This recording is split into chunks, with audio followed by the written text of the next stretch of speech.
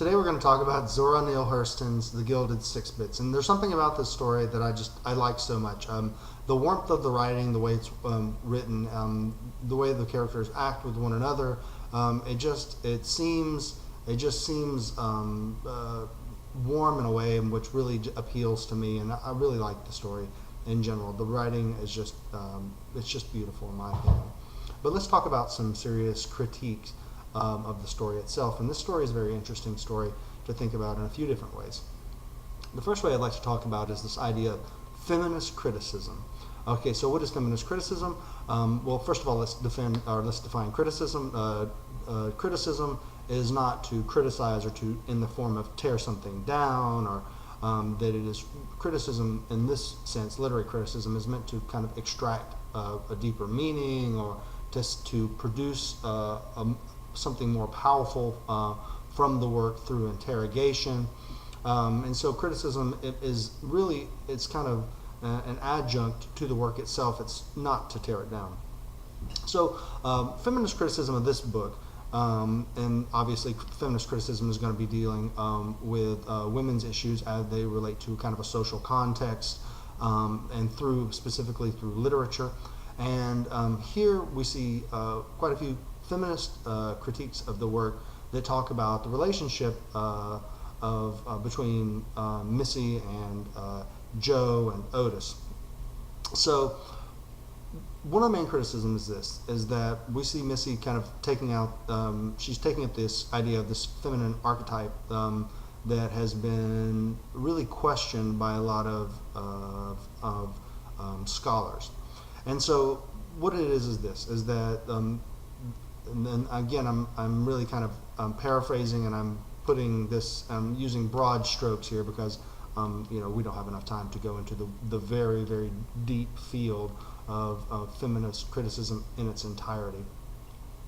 But one of the main critiques here is that Missy's taking up this feminine archetype of this woman who is subservient to her husband, right? That Joe makes the money, she does not. She works in the house, cleans the house, and that is kind of her main value. And then she kind of enjoys this, and that she just plays this a very traditional role. And I think that's something we kind of all understand. I mean, you can look back at sitcoms like Leave It to Beaver, and I think it's very common. We all understand this, right? This idea of homemaker, man goes out in the world, makes the money. She's kind of the second person in the marriage, and that the husband leads. And so that has been a lot of the critique about the story itself. Joe is the person who makes the money. He is the person who obviously in the story kind of guides the relationship through that capacity, and that even though he loves her, that there's this kind of relationship of dependence, right? So if Joe was to leave, he would still have a job. He could still support himself. What would happen to Missy? She does not have a job. She would be left somewhat destitute, or in a much more difficult position than Joe would. So she is obviously at a disadvantage as far as power goes, about kind of exiting or I guess moving within or out of this relationship in a way in which Joe has this kind of privilege that he could do that a little bit easier if he wanted to. So, really interesting kind of feminist critiques of this story say that what we see here is we see the feminine archetype in Missy. We see that model moving towards this idea of independence or of freedom. And how is she moving toward this idea of independence or freedom? That it's the affair with Otis, right? And the affair with Otis is this kind of theoretical move by this archetype, right, away from this model of dependence within this kind of male-dominated relationship of her marriage, toward these kind of thinking about or feeling towards this other model or this other way of gaining power. And in this way it's through sexuality, right? She's using sexuality, and after she's confronted with the affair, she says, "I'm sorry, Joe, he kept promising me he was going to give me the money, these gold coins." And so the character states that she's doing it not. I mean, it's not that it's just for the money. I'm not saying that she's a complete prostitute, which she has been called by some feminist critics, that she's prostituting herself, and in a way, in a positive way, I guess, moving towards using that sexuality as a means, as a move towards independence, away from the male-dominated archetype that we're kind of familiar with.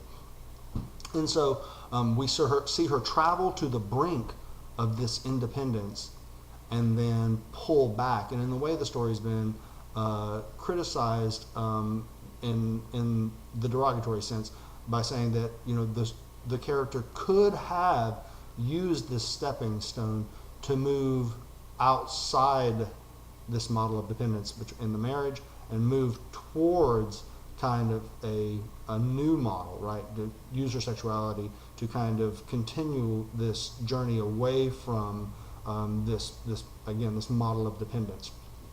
And so that is kind of a traditional feminist critique of the story. And so let's counterpoint that with this idea of like a post-colonial critique. And so post-colonial critique is critiquing stories in the light of this kind of recognition of a colonial domination. Here we're speaking in it obviously through like the American form of domination through slavery. So a white dominated society over the subservient black role. And then so here we see this model played out at the very first line of the story. I'll read it very clearly here. It states that it was a Negro yard around a Negro house in a Negro settlement that looked to the payroll of the G&G fertilizer works for its support.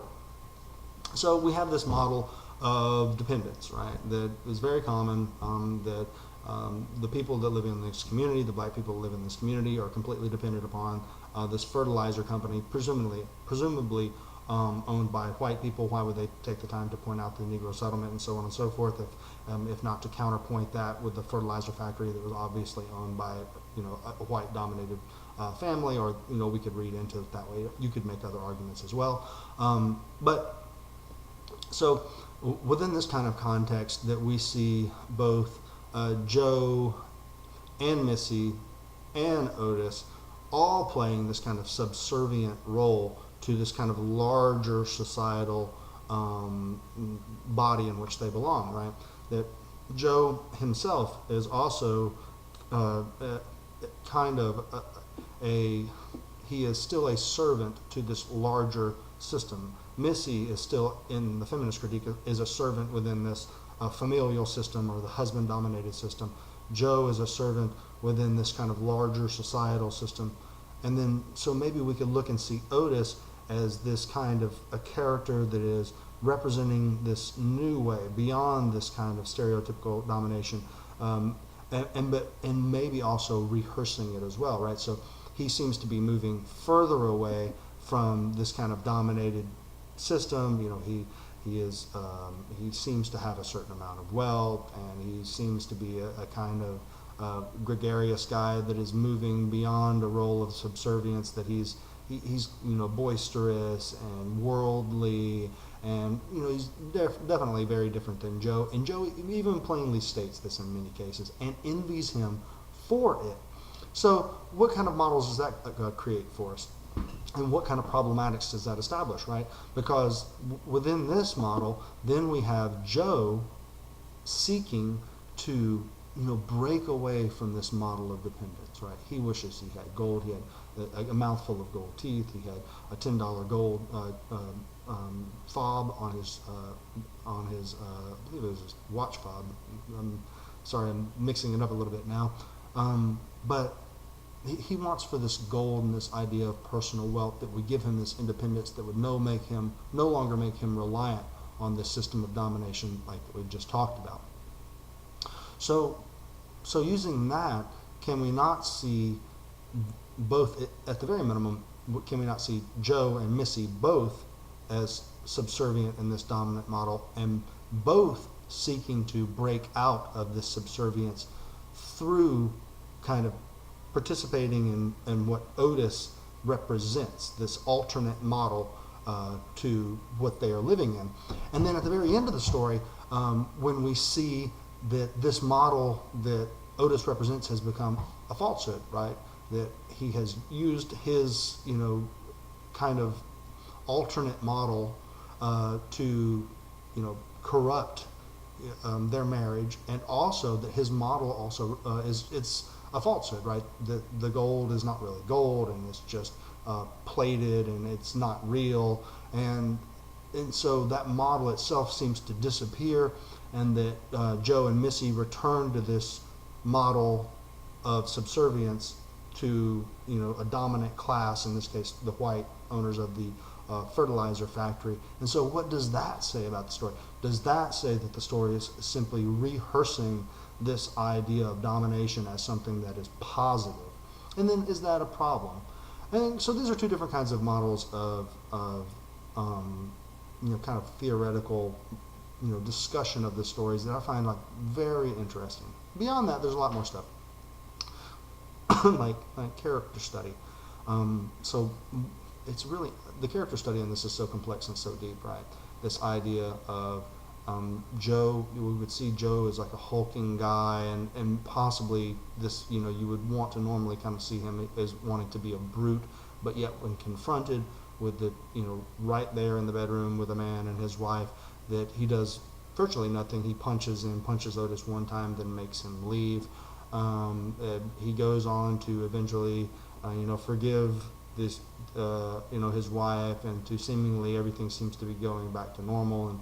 And then, what is the character study of Missy May? And that she seems to really love Joe, and that at the same time that she acts outside of her marriage, and is this just a simple kind of singular instance, or a larger kind of study of her personality as a whole, so on and so forth. But I think that kind of traditional character study is much more understood by students at your level. And so if there's any other questions about the story, if there's any other kind of comments that you would like to leave, just let me know, and then we can talk about anything else you'd like to. All right, well, I will record another video, and see you very soon.